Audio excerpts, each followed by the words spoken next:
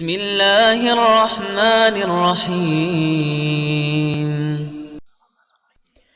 سبح اسم ربك الأعلى الذي خلق فسوى والذي قدر فهدى والذي أخرج المرعى فجعله غثاء أحوى سنقرئك فلا تنسى إلا ما شاء الله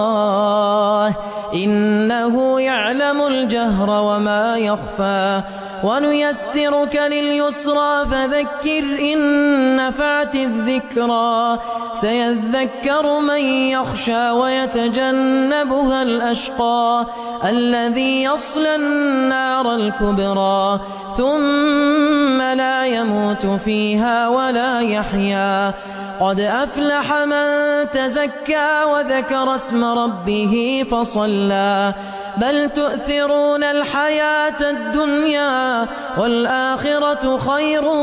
وأبقى إن هذا لفي الصحف الأولى صحف إبراهيم وموسى.